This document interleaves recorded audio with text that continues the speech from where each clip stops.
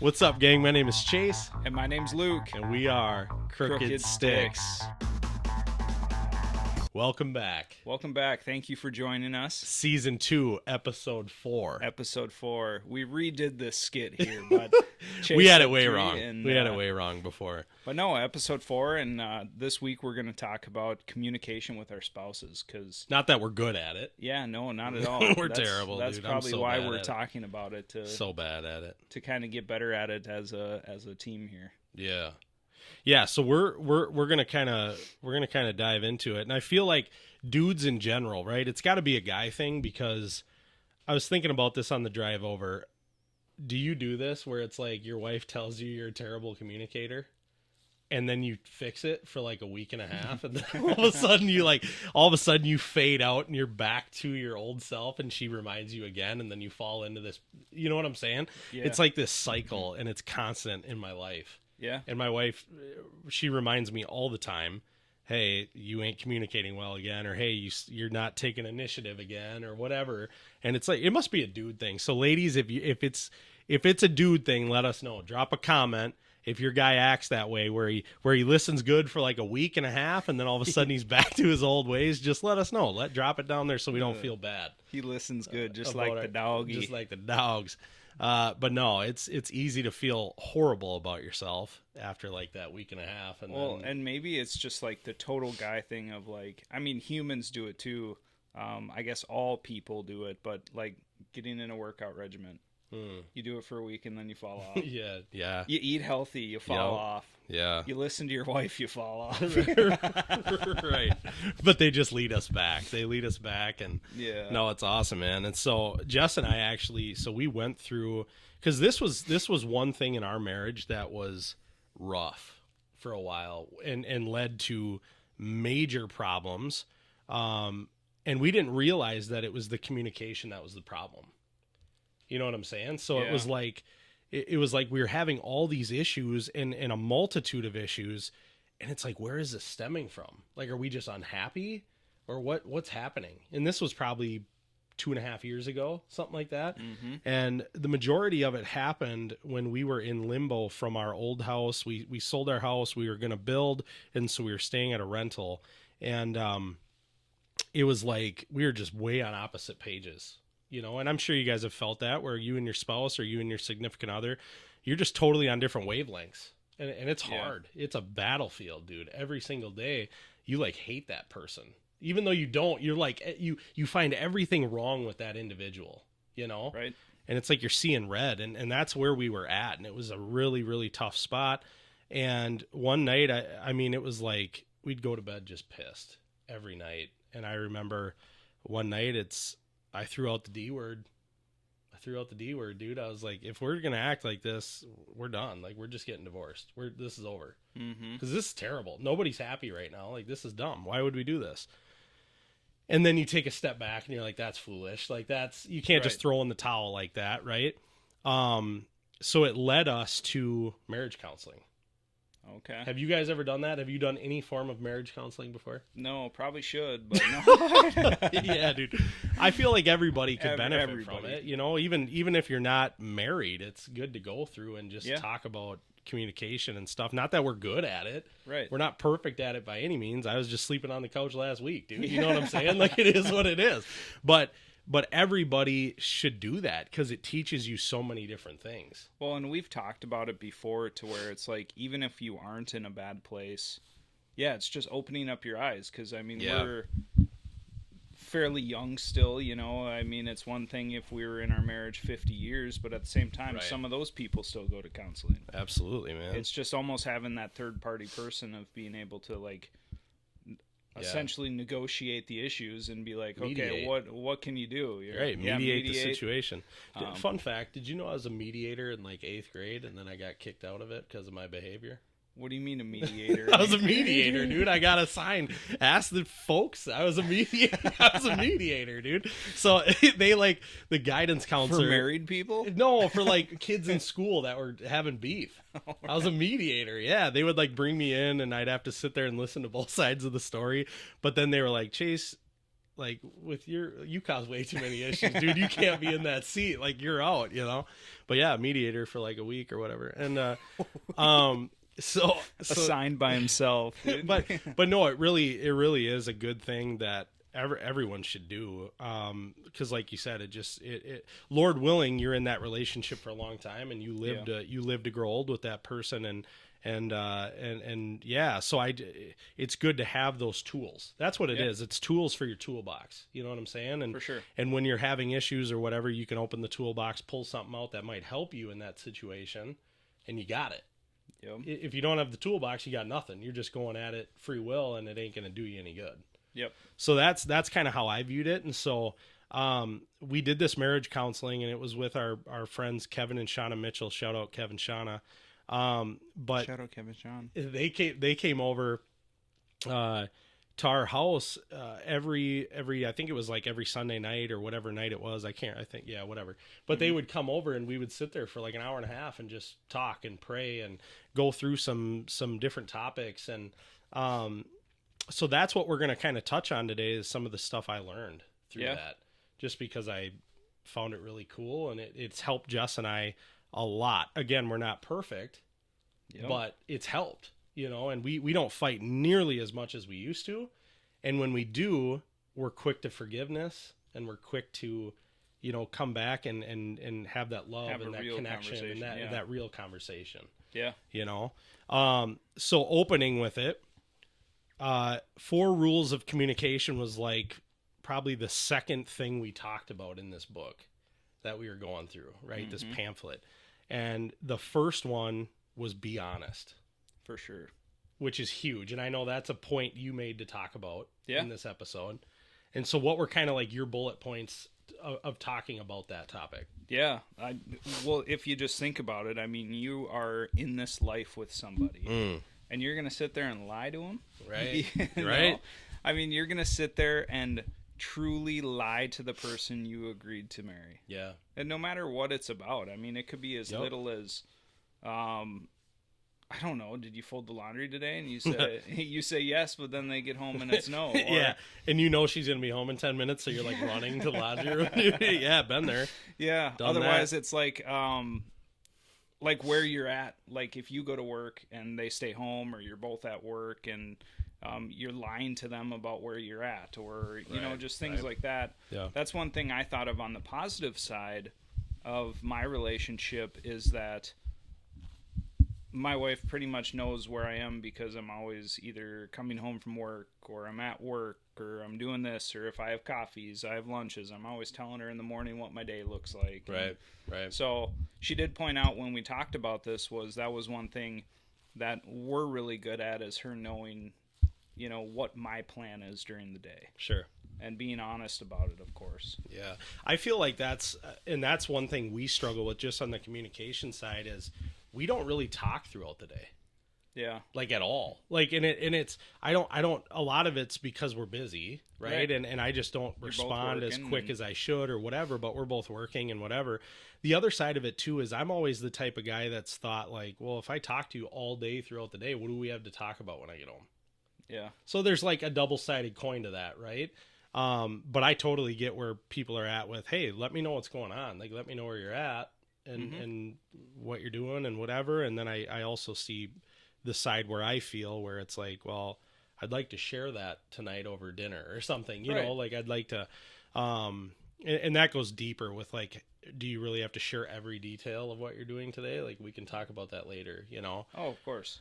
But no, it kind of sidetracked that. But no, I agree. It's, again, honesty, being able to just share your heart. Yeah. You know, and be real. Because that, again, you're in life together. You're doing this together. You're a team. And why not be honest with your teammate? Like, let them know where you're at. Right. Let them know what's going on, how you're feeling about the situation, whatever. So that's good. That's rule number 1, is be honest.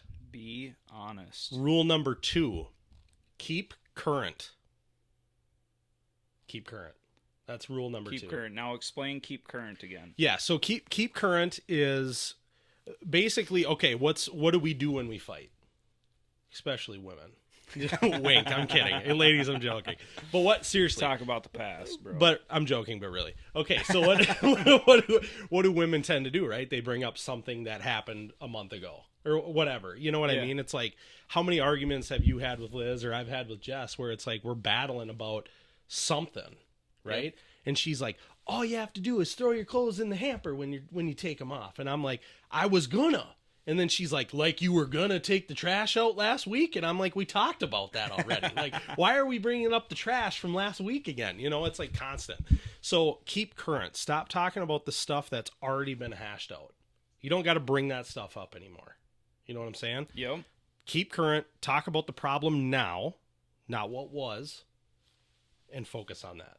And I think Liz and I, diving into our relationship, I think we're pretty good at that.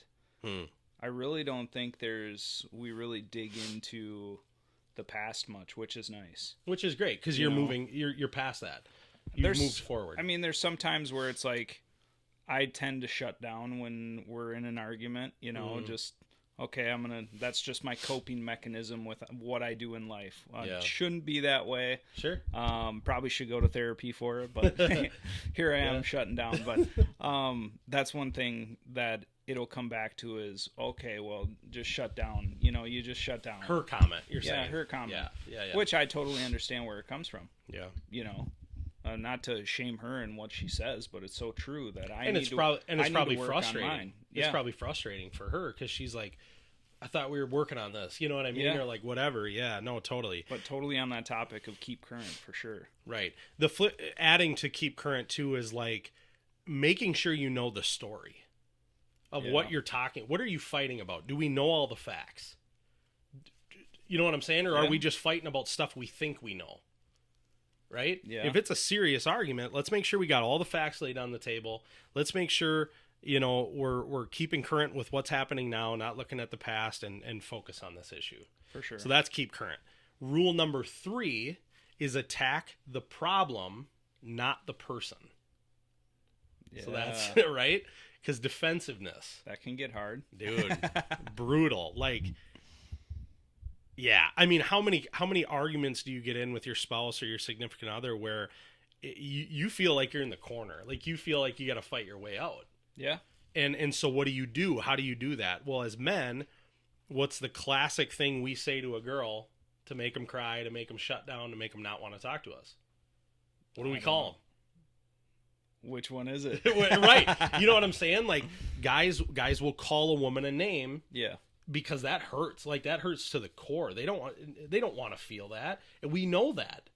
It's the same concept when a woman looks at a man and says something like, they know our strings too. So they look at us, and like, for me, they're like, you're being just like your dad.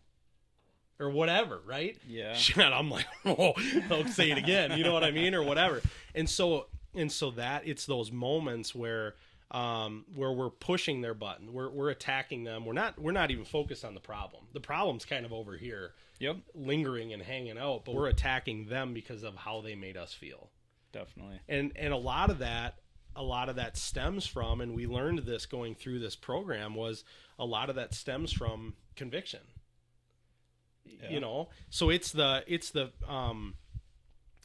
feeling of, man, what she's saying is legit.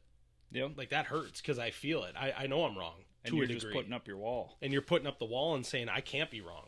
I have to go to war. I don't want to feel this way about myself. So I'm going to fight to feel better about what I'm saying or what I'm doing or whatever. Right. Because I don't want to feel that the other way or. Right. And I want to make her feel how she just made me feel. Yeah. And so that's what it's saying is stop. Don't do that. Avoid that. You don't want to hurt your spouse. You don't want to attack their character. You don't want to hinder the growth that maybe you guys have been trying to accomplish together throughout marriage and building each other up and trying to work on handling your anger better and all this stuff. You don't want to ruin that by attacking their character, hindering their growth, that sort of thing. So that's rule number 3. And then rule number 4 is respond, don't react. Yeah. Say that one more time. Respond, don't react. Yeah. And so again, that kind of ties back to attack the problem, not the person. but again, we're so quick to react, we're not quick to listen. Right. We're not quick to show forgiveness. We're not quick to show compassion. We're not quick to show kindness. We're quick to react. And because of that defensiveness that comes from rule number 3. Mm-hmm. You know, so again, I one thing that was cool in there, and we talked about this earlier before we started the podcast, was that line in there that reads, it's something like, what is it? It might be sitting there. Sinful arguments are possible only if each person reacts. Which is cool. I mean, you think about that, because if we're arguing and I'm just letting you go at me and just kind of sitting there like, okay, yeah, all right, let's, whatever, dude. Like, I'm not saying anything. I'm not shooting back responses and acting out of anger. Eventually, you kind of reach this point where it fades out. And you kind of think, gosh, am I overreacting? Like, he's obviously not, like, he ain't shooting anything back, so maybe I'm being a jerk. Like, this isn't, you know? And so I think that's a really cool line that was in there that we pulled from that. You know, I just think that's really cool. Yeah, and I mean, when you have a spouse or anyone in your face, like, yelling at you, and you're calm as a cucumber, or the other way around, if you're sitting there yelling at somebody... Right. I mean, it's not the right time to have the conversation, clearly. Right. You know, if someone's that angered, you know, maybe take a step back and be like, okay, let's calm down here, because it could be very easy for you to snap back and you're just yelling. Yeah. Which, luckily, Liz and I don't get really in yelling matches, but you could definitely be, especially when you have kids around. It could be something where the kids start listening to that. Well, and they do. And then, I mean, you don't think they do, but they do. Yeah. You know, I mean, I remember going through that moment in our marriage, and we thought we were, because we would like leave the room, right? And we would have these discussions. Are loud, though. We're loud individuals. And so we would leave the room and we'd think like, oh, we're in our bedroom now, we're quieter, or like whatever, the girls are out in the living room. And Liv would be like, I remember Liv walked up to us one day and was like, Mom, Dad, are you guys getting a divorce? Oh, jeez. And we're like, you know, because they hear that. They're sponges. They soak all that in. They go to school. They hear so-and-so's mom and dad are getting divorced. Then they start to think, oh, crap, our parents are fighting too. You know what I mean? Yeah. It's just this whirlwind of emotions. And so it's hard. And plus, it's how do you want them to see a marriage? Right. How do you want them to see a relationship? You want them to see a picture of a healthy relationship. Yep. Like we talked about, influences, right? We're as parents, we're influencing their life through our actions, through our conversations, not only with them, but with each other. And so that's crucial. Well, and I think that rolls right back into communication, because that's one thing. Right. If we show our kids, they're going to be good at communicating with pretty much anybody. Right. If they see us communicating well. Absolutely. And even teaching them. So I think you brought up a good point, because we also talked about in there, you know, Kevin asked, he asked us flat out, like, what do you guys do? So when you feel that your anger or that the conversation is getting heated to that point, what do you do? Do you just keep going head to head? Do you keep headbutting and going at it? And we're like, yeah, because Jess and I are very stubborn individuals when it comes to that. We want to be right. And her more so than me. No, I'm just kidding. Yeah. But really, I mean, we're both that way, and we want to prove that we are right in no matter what situation it is. And so we battle to the death, dude. Like we just go ham on each other, and it was not healthy. And so he said, so you guys don't like leave, go separate, go to different rooms? And we're like, no. If we do, it's for like a split second, and then I'll be like, you know what, I forgot to say something, and then I walk back. You know, we've all done that before, right? You got to get the last word in. Let me tell you this. I know we said we're relaxing for a second, but let me say this.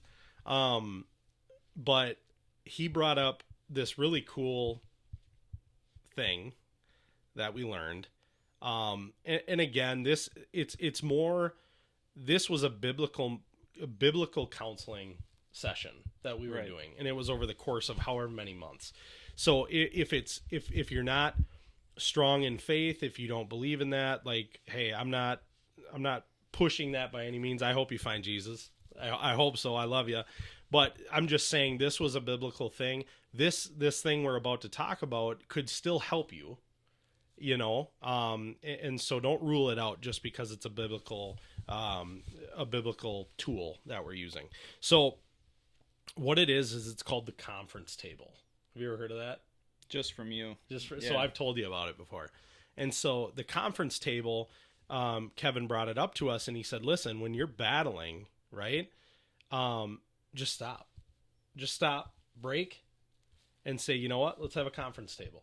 And the conference table was we'd pick a location in the house that was kind of open to everyone.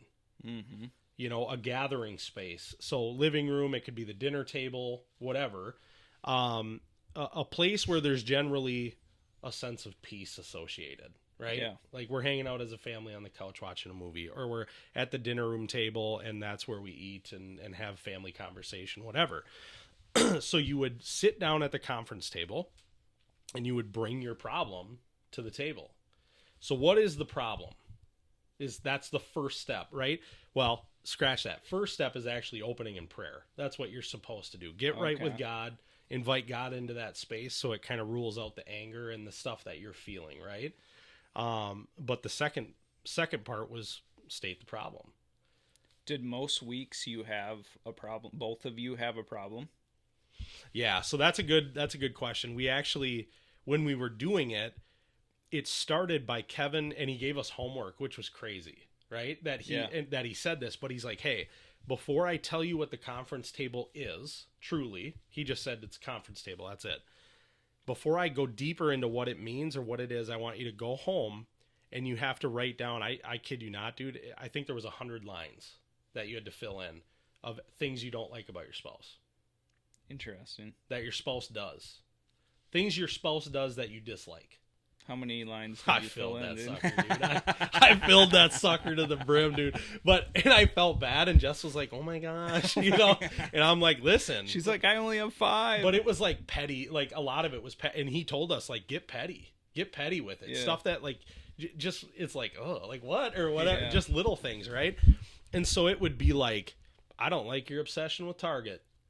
Like crazy stuff that you kind of laugh about, but at the same time, whatever, like it could, a lot of them were true things that I was like, really didn't like that she does or whatever. And other things were just goofy. Give us some, dude. Yeah. Yeah. No, dude. But okay. So one was like, no, dude. Constantly reminding me. That was one of them. Because love my wife to death, but she's a reminder. She's got to make sure I'm listening to what she's saying, right? There's probably a reason for that. There's a reason to it, and a lot of it was communication, right?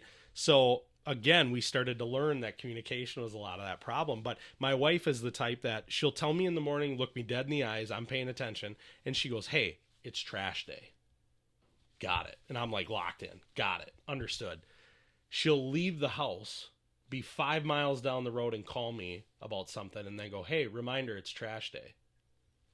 Yeah. And I'm like, yep, didn't we just, like, I'm confused now because I'm like, didn't we just talk about that? Yep. I'm just letting you know. Okay. And then all of a sudden it's like an hour later and she calls, did you bring the trash down? Yes, I got the trash. We talked about it 3 times. I got the trash, so she's a reminder. But little things like that. And the list was long, dude. So I keep going. But again, it was petty stuff. And she filled a list for me. Okay. So she looked at my list and was like, really? Like, how? And I'm like, trust me. Get me on a bad day and you'll have that sucker filled in like 15 minutes. And she did. She filled that list. But we started with that. And so we would pick one off the list, each of us. And star it. And that would be like our test run for the week to get used to once he taught us what it was, right? And so that's how it works is you open with prayer. So you're sitting at the table, you open with prayer. You state your problem. Okay. The problem cannot say or attack the other person. So if Jess is mad at me because I never put my laundry in the hamper, she can't say for the problem, Chase never puts his laundry in the hamper. She just has to say the laundry never gets put in the hamper, or the laundry doesn't end up in the hamper like it should. So it can include your name. Because again, you don't want to attack the person, you want to attack the problem. Yeah. You know what I'm saying? Like what they're doing. And it really made you, okay, so then next step, you're talking about it. You only get 15 minutes on the clock. You start a timer. Boom. Hit start. Okay. That sucker's rolling. You can't, anything we're talking about, I can't say you. I can't say I can't, you know what I'm saying? You're not calling the person out. You just have to say, it's bothersome when the hamper doesn't have clothes in it, and I find them all over the house. Or sorry, you can't say you, but you can say I, right? So yeah, so you could say, I don't like when the clothes are on the floor. I don't like that nobody listens to me when I state that I don't like that. Mm-hmm. And you're taking the attack out. So now it's like, shoot, I'm part of that problem. Yeah. How can I help my wife? Because she obviously feels a way about it. Yeah. How can I help my wife not feel that way? You feel less attacked. Right. As soon as that individual starts going, you never put your clothes in the hamper. You never listen to me. Now you're like, oh, okay. And you start like rolling up the sleeves and you know what I mean? And you want to go to war. But when you eliminate those words, those keywords, it allows you to kind of lighten the mood and open it up to better conversation. That's awesome. So that's cool. And then if you don't find a solution in 15 minutes, you pause it and you come back to it a different day. You pick a different day, do the whole thing over again, start the timer, talk about it till you find a solution. And so that, I mean, seriously, dude, that just being able to understand how to communicate about the problem without being attacking towards the other person was huge. And that has eliminated a lot of our fights that we would normally have. Okay. It really has. Yeah. Like it's been night and day difference. And do you still bring it to the table? So it's funny because Kevin at the end of our conference or our counseling, he said, couples that go through this with me, the first thing they slip is the conference table. Like stop doing. Yeah. And I'm like, shoot. And we have. I mean, we have to a degree. Yep. And that's on me as a husband because that's my priority. And that's the other thing is that's the other one of the rules is the wife cannot set the time of when that conference will happen or that conference table. All she can say is, hey, I have a problem I'd like to bring to the table. The husband is responsible for setting the time, picking the spot, and calling. If it's a family thing, you call the whole family in. You're leading. Yeah. As husbands, we're meant to lead. Right. Right? You're leading your spouse. You're leading your children. And so take that responsibility, buck up, be a man, get your family where they need to be, and let's talk about it. Yep. Right? So have I since then said, hey, we should, yes, I have. Or I've asked my wife, hey, are there things that you want to have a conference table about that we're not? No, I'm good. Okay. So could I be doing better? Yes. Am I completely non-existent? No. Right. And do you pick up your laundry? What's that? Do you put your laundry in the hamper? I'm better. No, it's terrible, dude. It's so bad right now, dude. It's everywhere. Well, no. You guys got a decent closet where I'm sure it's just everywhere. It's terrible, man. Just piled up. But no, I mean, there are things, and that's the other side of it too, is if you notice that the solution you came up with isn't working, you're supposed to bring it back to the table and come up with a new solution. Like, hey, obviously that ain't working. How are we gonna do this? One of them was a simple thing. Like, I think it was bringing the trash down. So Jess, I have the hitch on my car or on my truck. Jess doesn't. We have a long driveway. Yeah. And so it was like the problem was inconsistency with getting the trash down to the end of the driveway. Because I would forget, or she would forget, or we were too busy, or whatever. And some days we'd miss it, and then we got a heaping trash bin for the next week, right? So something just stupid like that. And so we came up with the solution that on Tuesday, every morning when I'm leaving, or when I, whatever, I'm the one that does it. That's the deal. And you can make it fun. You can come up with like consequences if it doesn't happen. And so we would do that where, I hate being pinched on the back of my arms. Hate it. And Jess does it because she knows I hate it, jokingly. So that was one of them. Like, okay, if you don't do this, then that's consequence. I'm going to pinch you. And you're making it fun. Right. And then I'm like, crap, I don't want to get pinned. You know what I mean? So it's just a fun way to do it. You as a husband or a man in the household can take ownership or leadership, and it's just good. Yeah. It's just good for everyone, you know? But, well, that's good. Yeah. I mean, there's a time where Liz and I really, I don't know, there's like, especially with laundry and stuff, we're so mutual on getting things done together, you know? Yeah. Like, I'm very open to being the person to do the laundry and put it away and things like that. So I think getting in trouble of not necessarily having different tasks might hurt. Yeah. And you kind of fight over it in a way. Because it's like, oh, I wish you would have done the laundry, but I'm usually the one who does the laundry. Right. No, totally. You know? Yeah. And it's where if I get used to doing something like the dishes after dinner, and then there's a couple nights I don't do the dishes, well, then Liz is like, why aren't you doing the dishes? I'm like, why do I have to do the dishes? You know? Right. So just setting those things where it's like I constantly, and if you constantly do something every single night, and you get mad at it because you don't do it one night and it doesn't get done, well, just take a step back and look at that, because I've had those moments with laundry, with dishes, with cleaning, just everything where I get on a usual basis of doing it, and then I stop and it doesn't get done. Yep. You could get pretty angry at that. What's the word I'm looking for? Jess used to feel this hardcore towards me because she was staying at home for the longest time, and I would be at resentment.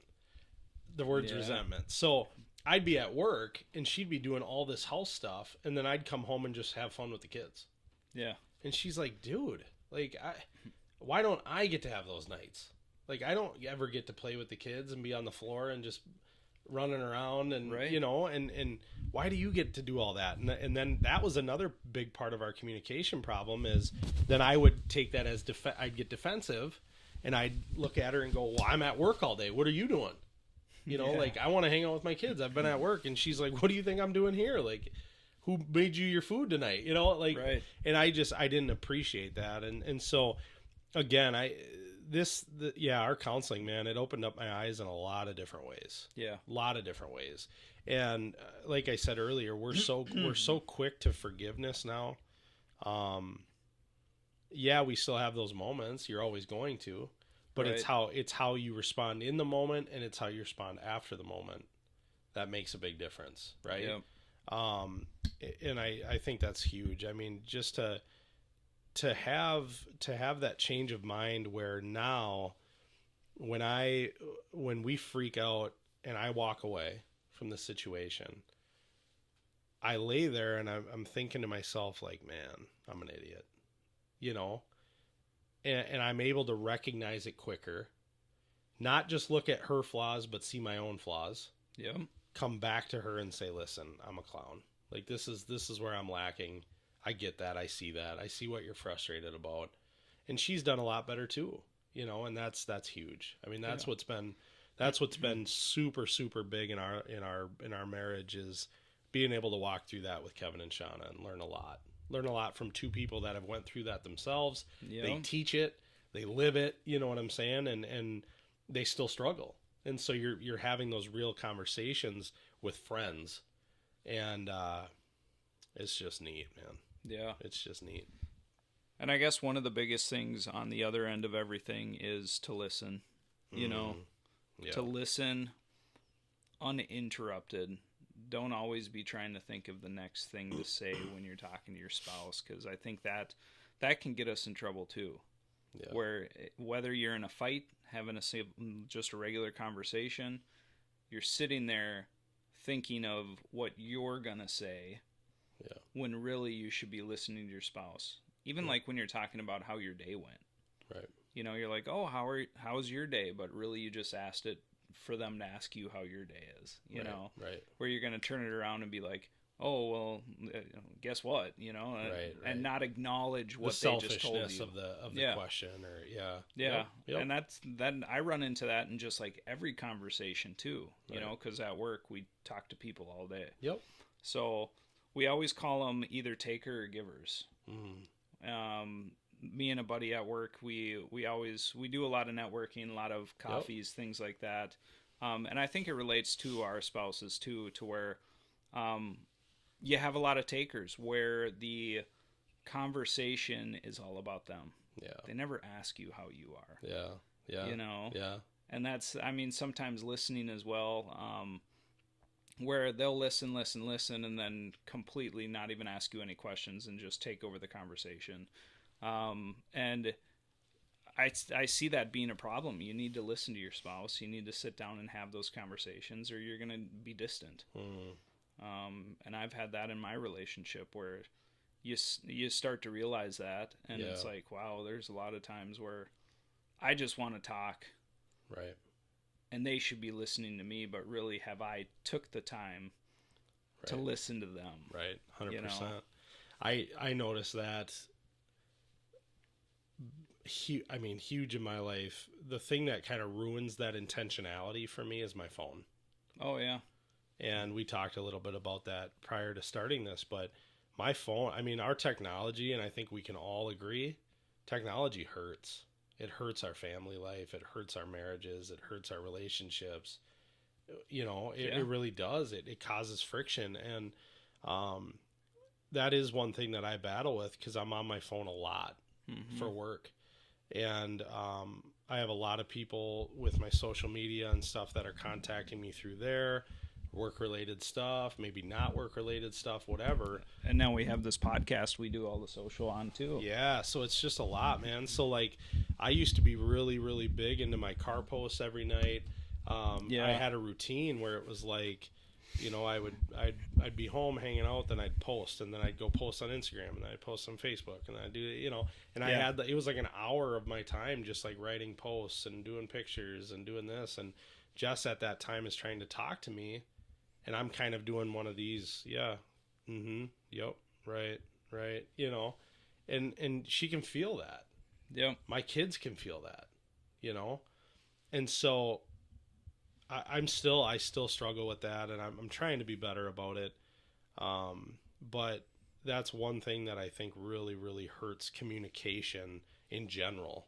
For sure. For us as a society, is technology. Yeah. Technology just kills it. And it's just going to keep getting worse, because you think of, I saw a meme. yeah, dude, meme.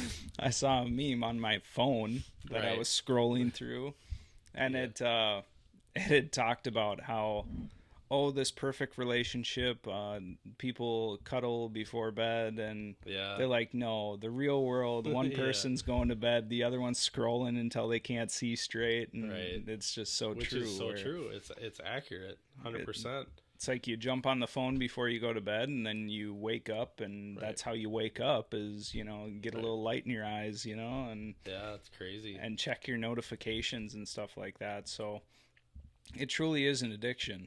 It really is. It truly is. 100%. But that brings another point I had, was kind of unrelated to to in a way, but just hiding your phone from your spouse. If you ever have that,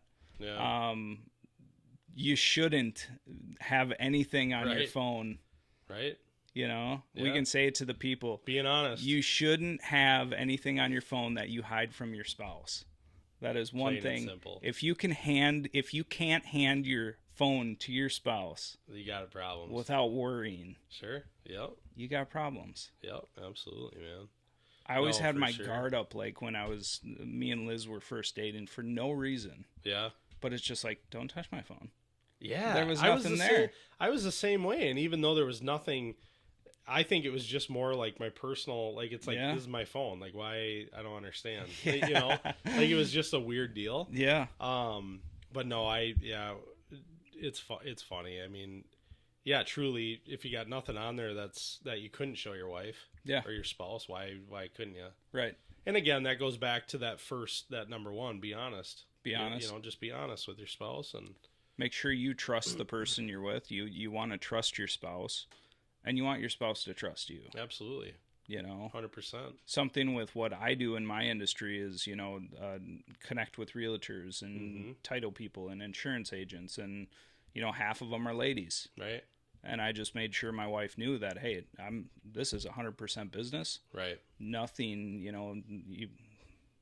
I don't tell her to look at my phone, but it's like, it's very clear all my conversations are there. And I'm the same way. I make it a point, Jess knows, hey, I got a lot of female clients that message me through here. It is what it is. You can read those at any point. It doesn't matter. It's business. I'm selling cars. I'm answering questions, whatever. But no, 100%, man. I like that. And it's just one of those things where it's like, they need to trust you, and you need to be a trustful person. And there's nothing more than having that openness with your spouse of, right, here it all is, you know? Sure. Yep. So, yep. All right, guys. So we're gonna land the plane here. Again, we're not pastors. We ain't counselors. We're just two dudes. A couple of dudes talking life. All right, and so talking personal struggles. You know. Yeah, man. Absolutely. Absolutely. And so we hope, like I said at the beginning, our goal was to put some tools in the toolbox for you. That's what we wanted to accomplish today. We've had these tools put in our toolbox, and we find them beneficial. And so if we can pass that on to someone else and maybe help your relationship, that's what we're trying to do. So just something to try. Again, 4 rules of communication we talked about today. Be honest, keep current, attack the problem, not the person, and respond, don't react. So those were the 4 things that we touched on, just to recap. Hit them with that challenge. Hit them with the challenge, son. And then the challenge, try a conference table, man. Try it out. Let that be the challenge. Try a conference table.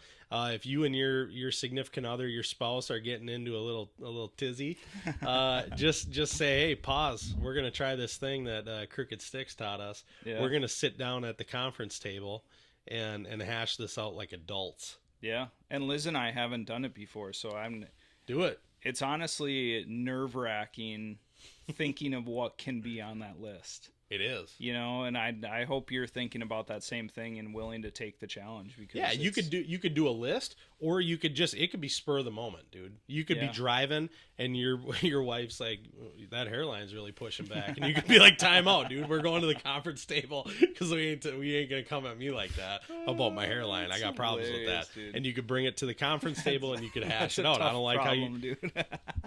My hairline shouldn't be joked about. That's the problem statement. And then, boom, you got a problem statement. You can talk about that, hash it out. You just did a conference table. So I challenge you with a conference table. Try that out. See if it works for you. Maybe it don't. Maybe it will. Who knows? But we appreciate you guys rocking with us. We love you guys. Appreciate the support that you show every single week. And, man, make it a great week. We'll see you back for episode 5. Crooked Stix out.